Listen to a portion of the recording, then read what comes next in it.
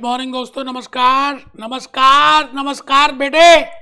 मैं भूपेश आनंद आपके सामने लेक्चर नंबर 2 बेटे चैप्टर 11 का लास्ट लेक्चर है, चैप्टर नंबर 2। एक बच्चा हैरान हो गया कि क्या ये 2 लेक्चर्स में बेटे 2 लेक्चर्स में कंप्लीट हो जाएगा chapter 11। I have already covered so many concepts। आज मुझे I have to just cover 3-4 learning objectives. बड़े इजी हैं, बड़े प्रैक्टिकल हैं, समझ आएंगे, पेपर में बार बार आते हैं, आपके लिए कैश काउज हैं, आराम से पास हो सकते हैं। और अपने क्लाइंट को के ऊपर इंप्रेशन जमाने के लिए आज जो मैं कुछ रेशोज बताऊंगा उसकी हेल्प ले सकते हैं। तो आप कमर सीधी करेंगे बेटे, आज कर लेंगे। चैप्टर 11 ऊपर हेडिंग लिखेंगे great morning. Chapter 11 mutual fund scheme performance. आप म्यूचुअल फंड की स्कीम की परफॉर्मेंस को चेक कर रहे हैं कि भाई जो म्यूचुअल फंड की स्कीम्स है उनकी परफॉर्मेंस कैसी है, how they are performing. In the last lecture we have seen that there are so many benchmarks, a separate benchmark for equity scheme, a separate benchmark for the debt scheme, a separate benchmark for the hybrid scheme, and we have seen how CRISIL, how stock exchange, how research houses they prepare their benchmarks। लेकिन आज मैं कुछ calculation mode में जाऊंगा और उससे benchmark check करूंगा कि मेरा एक्चुअली में बेंचमार्क कैसा आ रहा है। It means today I will be discussing with the quantitative measures. आप पहले लिखे ना, बाकी का काम मेरा है ना, आप हेडिंग लिखे बस। मेरी कहानी में आज की एक स्टोरी, एक छोटी सी बात है कि मैं आज आपको क्वांटिटेटिव मेजर्स कुछ कैलकुलेट करके दिखाऊंगा और कुछ कैलकुलेट करके हम चेक करेंगे कि वो जो म्यूचुअल फंड की स्कीम है whether that is good performing और नॉट परफॉर्मिंग गुड। बिकॉज अभी तक हमने जो भी किया वो बेंचमार्क से जस्ट एब्सोल्यूट कंपेयर कर लिया, बट कई बार ऐसा भी तो होता है कि एक स्कीम ने रिस्क ज्यादा लिया है और रिटर्न भी ज्यादा हो रहा है, क्योंकि रिस्क का रिटर्न से डायरेक्ट रिलेशनशिप है। मोहब्बत और प्यार है, जैसे रेनफॉल की अम्ब्रेला के साथ मोहब्बत और प्यार है, जैसे रणबीर की आलिया के साथ प्यार और मोहब्बत है, बिल्कुल उसी तरह से there is a direct relationship between 2 variables. आप रिस्क ज्यादा लेंगे तो रिटर्न भी ज्यादा आएगा। आप मोटरसाइकिल ऐसे चलाएंगे तो मजा भी तो ज्यादा आएगा ही। तो आप खाली रिटर्न को कंपेयर कर रहे हैं, बट आपको अब ये भी चेक करना है कि वो जो रिटर्न आया वो कितने रिस्क लेने के बाद आया। कलाकारी तो वो है कि जो कम रिस्क लेके ज्यादा रिटर्न दे, और वो बेवकूफी है जो रिस्क ज्यादा लेके भी कम रिटर्न दे। बेटे आज पानी पानी और दूध दूध हो जाएगा। आप अपने रजिस्टर में पहले तो लिखें quantitative measures of fund managers performance.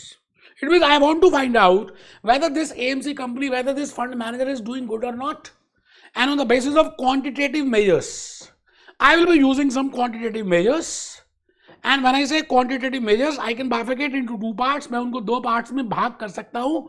एक होता है relative measures, जो relative मतलब आपने एक कंपेयर करा एक स्कीम को दूसरी स्कीम के साथ, दूसरी को तीसरी के साथ, तीसरी को चौथी के साथ, बेंचमार्क से कंपेयर किया और उसके बाद आपने कैलकुलेट कर लिया। बेटे लेकिन ऐसा भी तो हो सकता है कि आप स्कीम को कंपेयर कर रहे हैं, ठीक है करना चाहिए, लेकिन क्या पता इस स्कीम ने रिस्क ज्यादा लिया हो और इस स्कीम ने रिस्क कम लिया हो, और आप खाली रिटर्न को देख रहे, रिस्क को माइंड में नहीं रख रहे। इसका मतलब खाली रिटर्न से आप परफॉर्मेंस चेक करते हैं, अच्छी बात है, लेकिन वो बहुत अच्छी बात नहीं रहेगी। बेस्ट ये रहेगा कि जब आप उस रिटर्न को रिस्क के प्रोस्पेक्टिव में कंपेयर करें कि अच्छा ये रिटर्न है ना तो कितना रिस्क लिया था, अच्छा ये रिटर्न है ना कितना रिस्क लिया था। It means if I compare return with respect to risk prospective, that is a better measure to calculate it my dear friends. तो आज उसी का नाम है क्वांटिटेटिव मेजर्स। क्वांटिटेटिव मेजर्स आप लिख रहे हैं, बड़ी प्यारी सी स्लाइड्स प्रिपेयर की है दोस्तों मैंने, मैं क्या बताऊं, इतनी इंपॉर्टेंट स्लाइड्स हैं आज के इस लेक्चर की कि आप हैरान हो जाएंगे कि यार ऐसी भी स्लाइड्स कोई बना सकता है, देखो। बट अभी हम स्लाइड्स में नहीं आ रहे, पहले 1-2 बातें लिख लें, 1-2 एग्जाम्पल से समझ तो लें। मेरी कहानी, मेरी चर्चा आप देखें तो सही, और उसके बाद हम धीरे धीरे यहां पर आएंगे। आइए एक छोटी सी बात पहले लिख लें। मैं भूपेश आनंद, मैं सीए, मैं सीएस, मैं सीएम में आज आपसे एक मन की बात कहता हूं। मैंने लिखा दोस्तों Friends, we do not quantify. How do we quantify fund managers' performance? Friends, let me tell you, in this chapter number 11, I want to find out the performance of the scheme. But how we can quantify? आप ये बताइए 45 mutual fund हैं, 200 plus schemes हैं, क्या करें क्या ना करें, किसको कैसे कंपेयर करें, कोई रिस्क ज्यादा ले रहा है, कोई कम ले रहा है, कोई रिटर्न है, कोई रिस्क है. तो आज आपकी सारी वो चिंताएं खत्म हो जाएंगी. चिंता चित्ता चित्ता चिंता ता. आइए आइए, आप बस एक दो बातें लिखिए ना पहले. Whether fund manager is outperforming और whether fund manager is underperforming. ये बात बड़ी इंपॉर्टेंट है कि भाई वो आउट परफॉर्म कर रहा है या अंडर परफॉर्म कर रहा है ना. इस बात को चेक करने के लिए हम क्वांटिटेटिव मेजर्स की मदद लेंगे. और क्वांटिटेटिव मेजर्स की दो ब्रांचेस हैं. I have prepared 2 branches. One is relative approach. Relative में हम क्या डायरेक्टली कंपेयर कर लेंगे without considering, we just compare the returns. हम रिटर्न्स को कंपेयर करेंगे. HDFC mutual fund large cap को ICICI mutual fund large cap से कंपेयर करके चेक कर लेंगे कौन बेटर प्रॉफिट. बट हम रिस्क को कंसिडर नहीं कर रहे. We are not calculating return with respect to risk कि भाई अगर इतना रिटर्न आया तो कितने रिस्क को लेकर आया. That is relative measure. No doubt it has some positive, it has some negative. इसके प्लस भी हैं और कुछ माइनस भी हैं. माइनस ज्यादा है क्योंकि आप रिस्क को माइंड में ना रखते हुए खाली रिटर्न के बेसिस पे चेक कर रहे हो. यार एक बच्चा, उसको बेचारे को बेसिक फैसिलिटीज ही नहीं मिली, फिर भी उसने आईआईटी जेईई में पास कर लिया और दिल्ली आईआईटी में आ गया. और दूसरा बच्चा जिसको बड़ी सारी फैसिलिटीज मिली और उसके बाद वो आईआईटी जेईई में आया. तो आप ये थोड़ी कह सकते हो दोनों एक ही तरह के हैं. बेटे उस पहले वाले बच्चे को फैसिलिटीज नहीं मिली फिर भी आया, इसका मतलब ज्यादा बेटर परफॉर्म कर रहा है. तो ये बात आज हमने ध्यान रखनी है कि कितने रिस्क पे कितना रिटर्न, इतने पे कितना तो कितने पे कितना. तो क्वांटिटेटिव मेजर्स की 2 ब्रांचेस बनाइए. एक लिखिए रिलेटिव मेजर और एक लिखिए risk reward relationship. Because I want to find out how much is the return in respect of risk. ठीक है, उसको हम बोलते हैं रिस्क रिवॉर्ड रिलेशनशिप. उसमें बेटे आज चार बातें डिस्कस करूंगा. एक तो है विलियम शार्प रेशो. पूरा नाम है, आपके म्यूचुअल फंड उसमें नहीं दिया हुआ, मैंने पूरा नाम बता रहा हूं. William Sharpe ratio. एक इसी का भाई था ट्रेनर रेशो, एक उसी का दोस्त था अल्फा, और एक लास्ट में ट्रैकिंग एरर. 4 बातें बतानी है, हर बार पेपर में आता है. आप ना भी लिखें, खाली मेरी बात को आने वाले 5-6 मिनट सुन लेंगे तो आपको समझ आ जाएगा. मैं सबसे पहले आपसे ये कह रहा हूं कि रिस्क रिवॉर्ड रेशो में मैं कहना क्या चाह रहा हूं, सुनना एमसीक्यू क्वेश्चन आता है. जैसे मैंने आपके सामने 2 फंड मैनेजर रखे, एक फंड मैनेजर ए, एक फंड मैनेजर बी है. अच्छा, इसका रिटर्न भी 15% है, उसका रिटर्न भी 15% है. आज तक हम रिलेटिव मेजर करते हैं, हमने कहा ठीक है दोनों अच्छा काम कर रहे हैं. लेकिन नहीं, ये 15% रिटर्न कितने रिस्क के बाद लेकर आया. रिस्क इसने 2 यूनिट का लिया और उसने रिस्क कितने यूनिट का लिया, 5 यूनिट का लिया. बेटे ज्यादा समझदार कौन, फंड मैनेजर ए, क्योंकि वो 2 यूनिट के रिस्क के बाद भी 15% रिटर्न लेकर आ गया. और फंड मैनेजर बी बेवकूफ है, वो अंडर परफॉर्म कर रहा है क्योंकि 5 यूनिट के बाद उसको 15% का रिटर्न मिला. आई थिंक अब आप समझ रहे हैं रिस्क रिटर्न एडजस्टमेंट क्या मतलब होता है. हम रिस्क को रिटर्न के साथ एडजस्ट करते हैं. ठीक है सर, बहुत बढ़िया. तो मैं भूपेश आनंद एक बार और एग्जांपल देता हूं आपको. आप बताइए इसमें कौन बेटर परफॉर्म कर रहा है. रिटर्न एक का 17 है, एक का 14 है. अच्छा, 17 वाले ने 2 यूनिट ऑफ रिस्क लिए, 14 वाले ने 5 यूनिट लिए.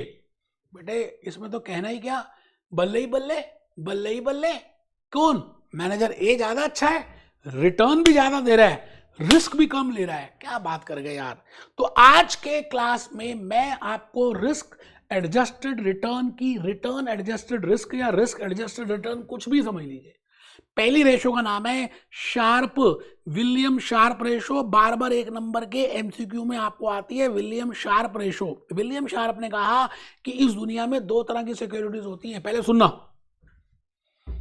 एक होती है रिस्क फ्री सिक्योरिटीज. जैसे आप म्यूचुअल फंड डिस्ट्रीब्यूटर का पेपर भी ना दें, आप स्कूल ऑफ लर्निंग से, कॉरेस्पॉन्डेंस से खाली बीकॉम का पेपर दे दें, पास हो जाए, अकाउंट्स की नौकरी कर लें, जिंदगी ऐसे निकल जाएगी, कोई रिस्क नहीं लिया आपने. बट आप में से कुछ बच्चे ऐसे होंगे जो म्यूचुअल फंड डिस्ट्रीब्यूटर का, फिर रिसर्च एनालिस्ट का, फिर इक्विटी डेरिवेटिव्स का, फिर इन्वेस्टमेंट एडवाइजर का, फिर सीएफपी का, पूरी लाइन कर देंगे.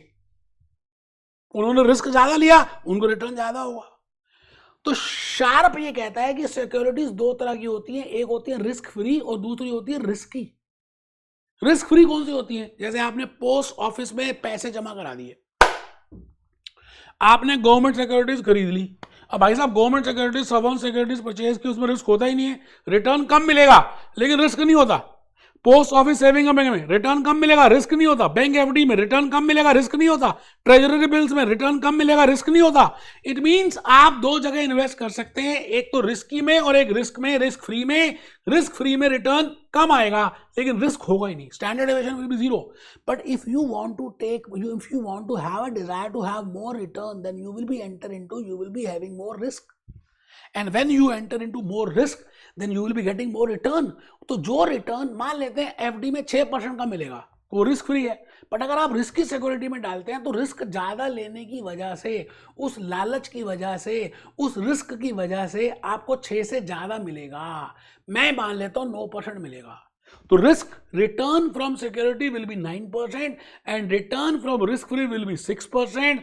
एंड द डिफरेंस, मतलब 6 और 9 के बीच में जो डिफरेंस है उसका नाम है 3%। उसको बोलते हैं बेटे रिस्क प्रीमियम, क्योंकि वो रिस्क लेने की वजह से मिला। मैंने 3 बातें बता भी दी। कुछ बच्चे मोबाइल देख रहे हैं, थप्पड़ मारो खींच के, कमर सीधी करके बैठ ही नहीं रहे। मैंने कहा एक होता है investment in the risk free securities, उसमें से जो रिटर्न मिलता है उसको रिस्क फ्री रिटर्न बोलते हैं। एक होता है investment in the risky securities, उसमें से जो रिटर्न मिलता है उसको रिटर्न फ्रॉम रिस्की सिक्योरिटीज बोलते हैं। रिटर्न फ्रॉम रिस्की सिक्योरिटीज हमेशा ज्यादा होता है from return from risk free securities, और दोनों का जो डिफरेंस होता है उसको बोलते हैं रिस्क प्रीमियम। देखिए लिखिए, मेहरबान कदरदान, आइए Sharpe ratio, risk free rate of return, risk free government securities, post office savings. In case of investment is not in risk free, then it implies there is some incidence of risky securities. There is an incidence of risk, some risk, and when I say risk, I will be getting the return that is named as return from risk free, and the difference between risk free, risky securities and risk free उसको बोलते हैं risk premium। भैया आपको ज़्यादा पैसे कमाने हैं तो आप म्यूचुअल फंड डिस्ट्रीब्यूटर का पेपर दे रहे हैं, तो आप प्रीमियम पे कर रहे हैं, अपना टाइम लगा रहे हैं, तभी तो आपको रिटर्न ज़्यादा मिलेगा।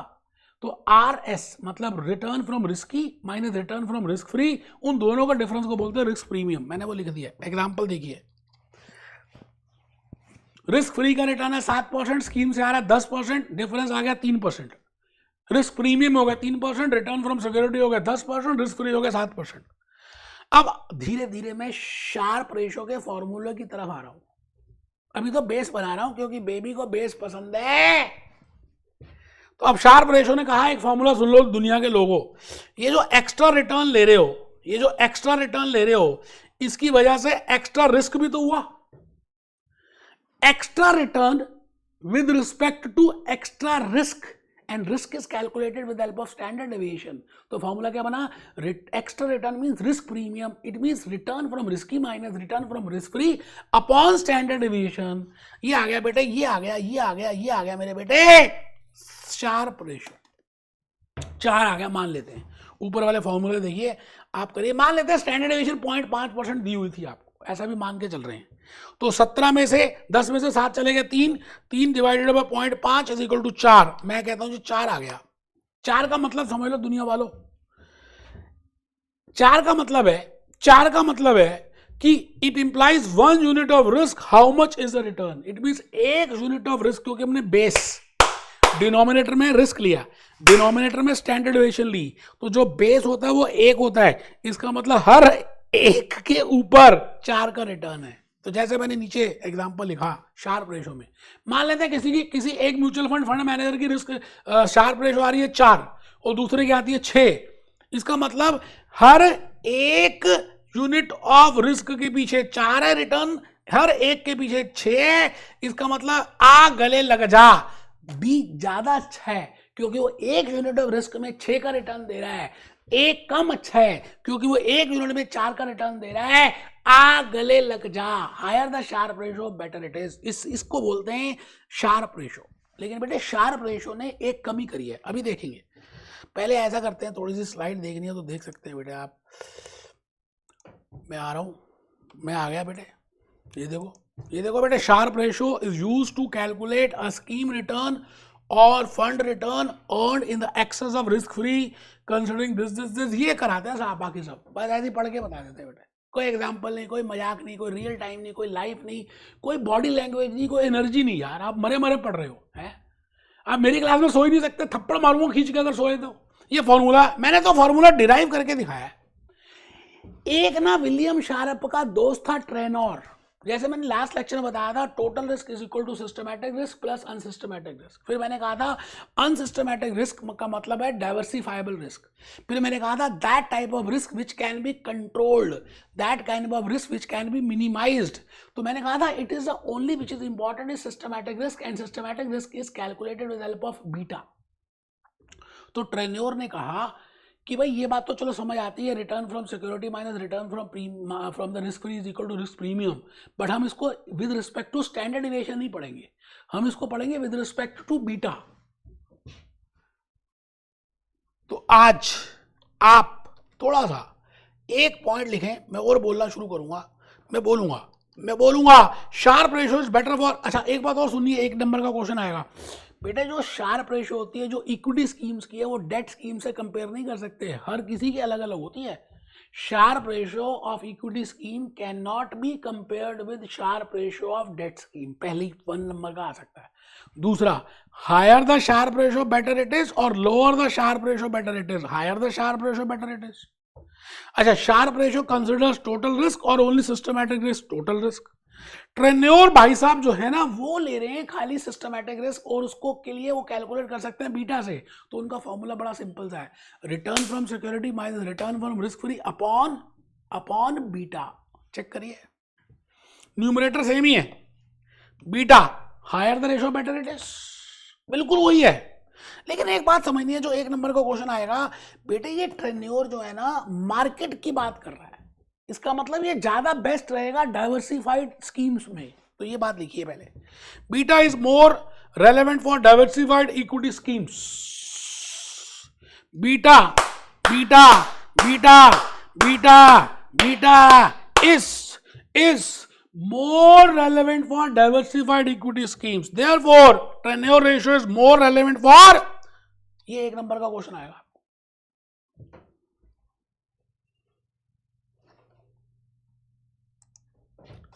आओ जी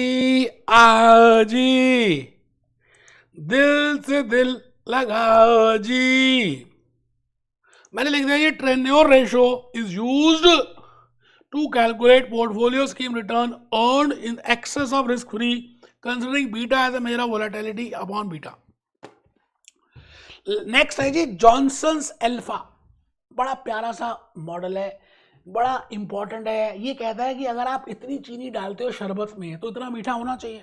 जैसे आप रूह अफ़ज़ा पीते हो, 2 चम्मच रूह अफ़ज़ा की डालोगे तो 2 चम्मच के हिसाब से मीठा मिलना चाहिए, 3 डालोगे तो 3 के हिसाब से मिलेगा, 5 डालोगे तो 5 के हिसाब से मिलेगा। मतलब इतना रिस्क लोगे तो इतना रिटर्न तो होना ही चाहिए, क्योंकि मार्केट का रिस्क 1 है, मार्केट का बीटा 1 है, इंडेक्स का बीटा 1 है, इसलिए अगर 1 है तो इतना रिटर्न आ रहा मार्केट से। और अगर आपकी स्कीम इतना बीटा ले रही है तो कितना रिस्क आना चाहिए। बेटे आप ना चक्कर ये है कि लिख नहीं दे रहे, आओ ना, आओ आओ आओ, मैं पहले कह दूं आप लिखो अल्फा। अल्फा अल्फा बड़ा इंपॉर्टेंट है बेटे, जॉनसन्स ने, जॉनसन्स एंड जॉनसन्स की कंपनी है ना, उसी से नाम आया इसका, जॉनसन अल्फा। जॉनसन अल्फा कहता है ऑप्टिमल रिटर्न, अगर आप 8 घंटे पढ़ते हो तो इतने नंबर आने चाहिए। This should be the optimal return, this should be the best return, इतना रिटर्न होना चाहिए। अगर इतना बीटा है तो बड़ी सीधी बात है, अगर आप इतना बीटा ले रहे हो तो इतना रिटर्न होना चाहिए। इतनी चीनी डालते हो तो इतना रिस्क, इतना मीठा होना चाहिए।